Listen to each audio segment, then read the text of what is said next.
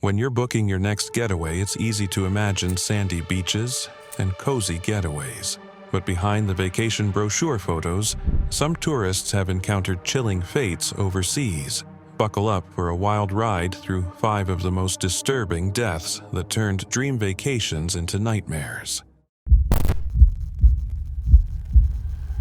On April 17, 2025, what was supposed to be a peaceful, scenic ride up a mountain in southern Italy turned into a horrifying tragedy. The Monte Phto cable car, which usually offers stunning views of the Bay of Naples and a gentle escape from the bustling streets below, became the center of a devastating accident when one of its cabins suddenly fell more than 100 feet into a ravine. 4 lives were lost, 1 person was critically injured, and questions began pouring in faster than rescue crews could reach the scene. The victims included a British couple, Elaine and Graham Wynne, who were enjoying retirement and living out their dream of traveling the world. Also on board was Janan Suleiman, a young Arab-Israeli woman, and Carmine Parlato, the Italian cable car operator who was just doing his job that day. Janan's brother, Thaib Suleiman, somehow survived the fall with serious injuries and was rushed to the hospital, where he was later reported to be in stable condition. To make things worse, there was another cabin filled with 16 passengers that ended up stranded in the air. Imagine being stuck mid-air, dangling over the mountains, with no idea what just happened or if you were next. Thankfully, all of them were safely rescued, although the weather wasn't exactly on their side. Thick fog and 60-mile-per-hour winds made the operation incredibly dangerous and difficult. What caused this tragedy? Early reports pointed to a snapped cable. Now, in most cable car systems, when something goes wrong with the main traction cable, an emergency brake is supposed to kick in. That's the safety net. But in this case, it looks like the brake didn't do its job.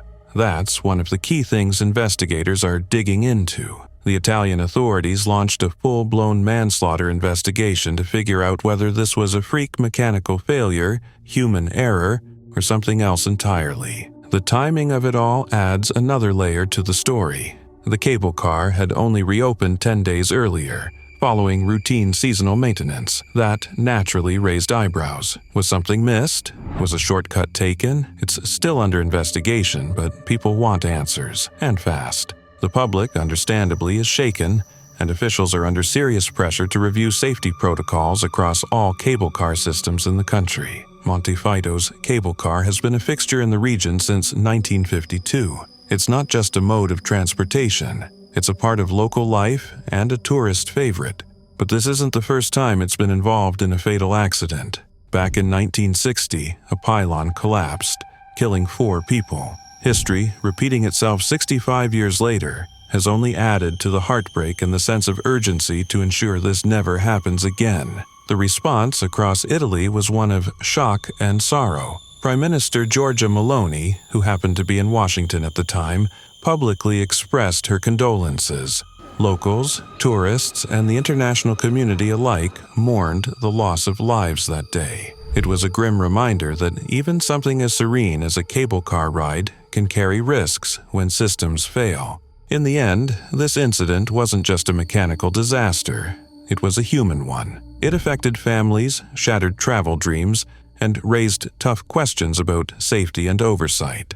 As the investigation continues, the hope is that out of this tragedy will come reform, accountability, and better protections to prevent something like this from ever happening again. In July 2018, what was supposed to be a dreamy day of island hopping in Phuket, Thailand, turned into a tragic nightmare. On the afternoon of July 5th, the skies looked a little moody, but 2 tourist boats still set out to sea. One of them, the Phoenix, carried 89 people, mostly Chinese tourists, eager for a sunny day of snorkeling and sightseeing. The other boat, Serenita, had 42 people on board and was on a similar route. Both were sailing despite official weather warnings about an incoming storm. As the boats made their way back toward Phuket in the late afternoon, the sea turned hostile. Waves swelled, winds howled, and the ocean began throwing a full-blown tantrum. The Serenita managed to survive the storm, returning to shore with drenched but unharmed passengers. The Phoenix, however, wasn't so lucky. Battling violent waves near Koh Hei, Coral Island, it capsized and sank, leaving dozens of passengers tossed into the churning sea. Emergency services launched a high-stakes rescue mission involving divers, helicopters, and patrol boats. The conditions were brutal, with rough waves and murky water making every minute count. Divers searched the sunken wreckage under immense pressure. When the operation finally ended, 47 people had lost their lives, nearly all of them Chinese nationals. It became one of the worst maritime disasters in Thailand's recent history. The aftermath unfolded in a storm of grief, frustration, and action. The Phoenix should not have been out at sea in the first place. Investigations pointed to a chain of preventable issues. The tour company ignored storm alerts. The crew lacked proper training, and the boat itself raised serious concerns about seaworthiness. Reports highlighted structural flaws in the Phoenix and questioned the lack of life jackets and proper safety equipment. The vessel, it turned out, had more holes in its protocol than a slice of Swiss cheese. The Thai government was thrust into the spotlight, along with the tour operators and maritime authorities. Arrests were made, including the captain and the tour company's owner. Public pressure mounted, especially from Chinese officials and the victims' families, pushing for accountability. Authorities in Phuket scrambled to tighten regulations, enforce vessel inspections, and clean up the mess left behind by years of lax oversight. In the wake of the disaster, the tourism industry in Thailand took a serious hit, particularly with Chinese travelers who had once made up a large portion of the country's tourist base. Confidence had been shaken. Sweeping changes were introduced. Stricter rules, mandatory safety checks, and weather monitoring protocols became more than just optional suggestions. Despite the tropical setting, the incident cast a long, dark shadow over Thailand's tourism industry. The image of the Phoenix, lying broken beneath the waves, served as a powerful symbol of what can go wrong when warnings are ignored and corners are cut. The victims' families mourned deeply, while the nation wrestled with the consequences of putting business ahead of basic safety. Phuket, with its turquoise waters and picture-perfect beaches, still attracts thousands every year. But beneath the surface, the memory of that tragic day in July lingers. The legacy of the Phoenix continues to shape safety reforms and remains a chilling reminder that the sea, beautiful as it is, demands respect. In the end, it wasn't just a storm that caused the tragedy. It was the storm of negligence, overconfidence, and avoidable mistakes that sank the Phoenix and changed the tide of Thai tourism forever. On the night of December 31st, 2008, the Santika Club in Bangkok, Thailand, was packed with people eager to ring in the new year. It was a scene filled with flashing lights, thumping music, and the excitement of celebrating what was supposed to be a fresh start. But just hours into the celebration, disaster struck.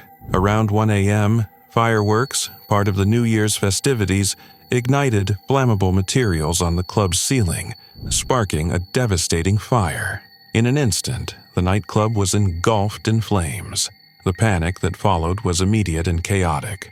The club, known for its vibrant atmosphere, had a major design flaw: narrow exits and overcrowding. These issues, combined with inadequate fire safety measures, created a deadly combination. As the fire spread rapidly, those inside found themselves with few options for escape. The smoke thickened, the heat intensified, and many couldn't make it out in time. When the fire was finally put out, the damage was clear. At least 67 people lost their lives, and over 200 others were injured, many of them severely. The loss was felt deeply throughout Bangkok and beyond, as people realized just how close to disaster they had been. What was meant to be a night of joy became one of sorrow and loss.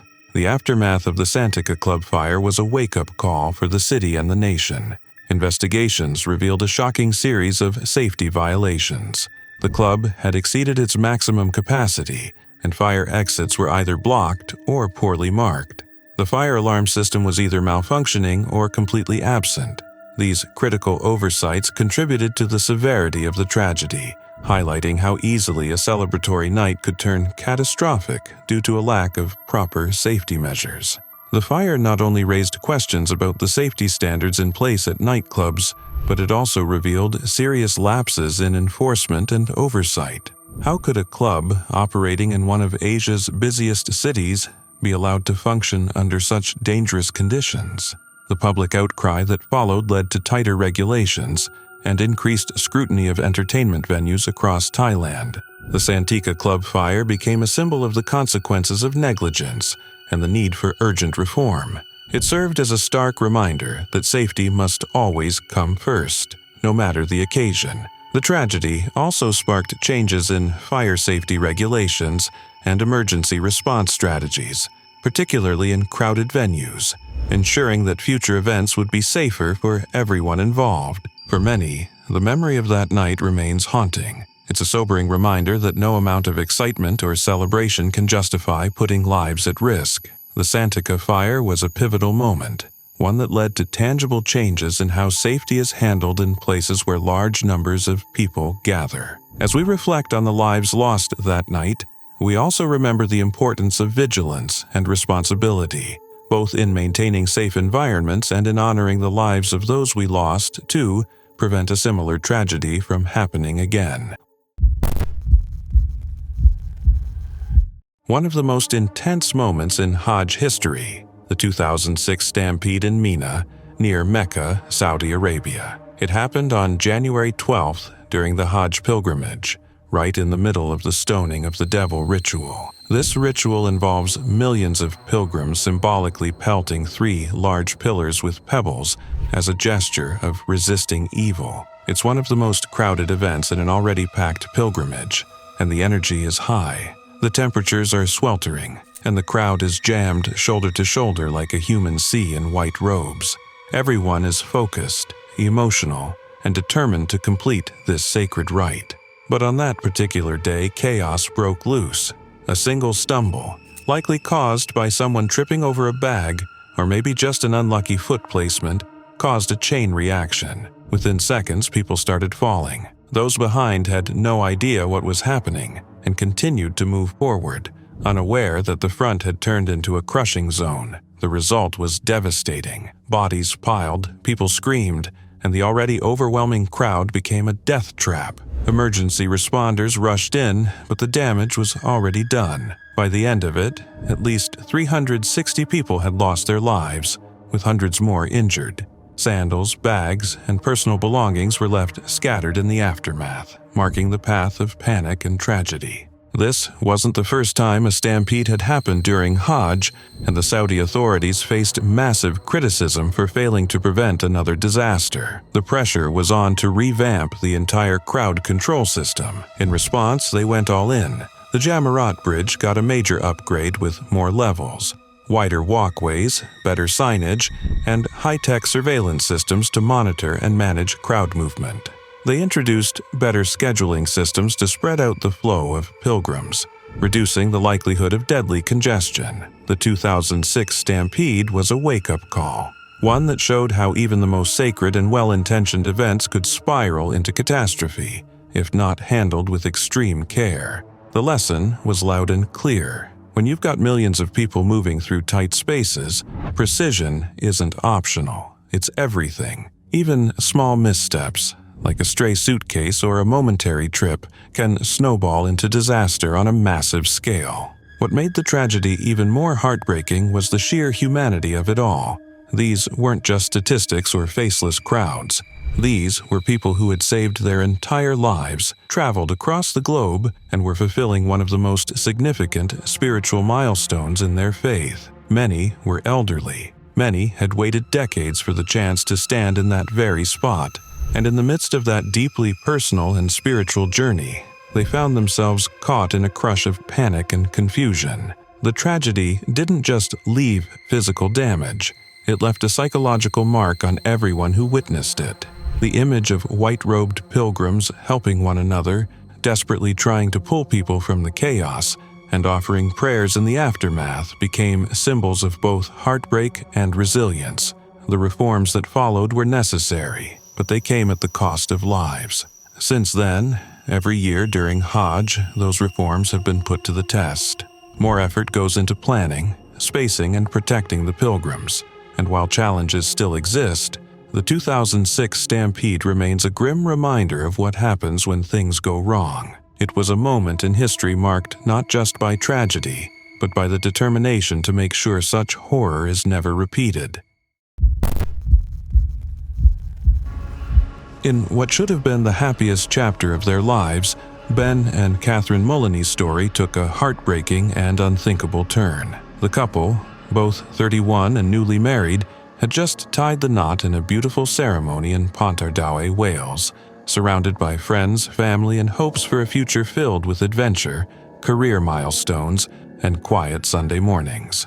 Ben, a former South Wales police officer who had recently started training as a physiotherapist, and Catherine, a freshly qualified doctor, were the kind of couple you'd root for, grounded, loving, and full of dreams. And where better to kick off a new life together than on the sun-drenched shores of Antigua, a tropical escape that looks like something off a honeymoon brochure. They had chosen the Cocos Hotel, a stunning cliffside resort on the island's west coast, known for its private cottages, panoramic sea views, and the kind of relaxed vibe that makes you forget your phone password. Their honeymoon was going swimmingly. Lazy beach days, island sunsets, romantic dinners, all the good stuff. But as their dream trip neared its end, the unthinkable happened. In the early hours of July 27, 2008, just hours before they were due to fly home, two men broke into their bungalow in what was believed to be a robbery gone horrifically wrong. What unfolded was brutal. The intruders, Caniel Martin and Avi Howell, were both in their early 20s and armed with a gun. They forced Ben and Catherine to kneel beside their bed and then shot them both in the back of the head. Catherine died instantly. Ben, somehow, incredibly, survived the initial shooting. He was airlifted back to the UK in a desperate attempt to save his life, but despite the efforts of doctors, including some of Catherine's colleagues, he passed away a week later, never regaining consciousness. It was a story that gripped the UK and Antigua alike. Two bright young professionals with their whole lives ahead of them, taken in the most senseless and devastating way imaginable. The murder investigation was fast-tracked, and the Antiguan authorities, with help from UK officers, moved quickly. The suspects, Martin and Howell, weren't exactly strangers to law enforcement. They had a history of violent behavior and were soon linked to the crime through DNA, ballistics, and the stolen items traced back to them. Shockingly, the pair were also charged with another murder, that of 43-year-old local shopkeeper Juanita Anderson, killed in her store just 2 weeks after the Mulloneys were shot. Their spree of violence left a trail of grief in its wake, and the courtroom was packed when the case went to trial in 2011. Over weeks of testimony, the jury heard harrowing details of the couple's final moments and the forensic evidence that sealed the killer's fate. Both Martin and Howell were found guilty on all counts. While Antigua technically still has the death penalty on the books, the judge decided the case didn't meet the threshold of the worst of the worst, the legal requirement for capital punishment. So they were sentenced to life imprisonment. Not one life sentence, but 3 each. They'll be spending the rest of their lives behind bars, far from the paradise they destroyed. Out of this unimaginable tragedy, something positive emerged. Determined to preserve Ben and Catherine's memory and continue their legacy, their families established the Mullaney Fund. The charity supports students pursuing careers in health and medicine, fields that the couple had devoted themselves to. It's the kind of legacy that turns grief into purpose and pain into progress. Through scholarships and community support, the Mullaney Fund has helped young people follow in Ben and Catherine's footsteps, giving back to a world that took so much from them. The murders also shook Antigua's tourism industry and triggered a national conversation about crime and public safety. With international attention focused on the island, officials were pushed to reassess law enforcement procedures and tighten security around resorts. It was a wake-up call, one that led to reforms, but also left a lasting scar on the island's reputation. More than a decade later, the story of Ben and Catherine Mullaney still resonates, not just as a tragic tale of a honeymoon gone horribly wrong, but as a reminder of how fragile life can be. Their names live on through the lives they've touched, the students they've inspired, and the love they left behind. It's a story with heartbreak at its core, yes, but also one that shows how, even in the darkest moments, humanity can find a way to carry the light forward.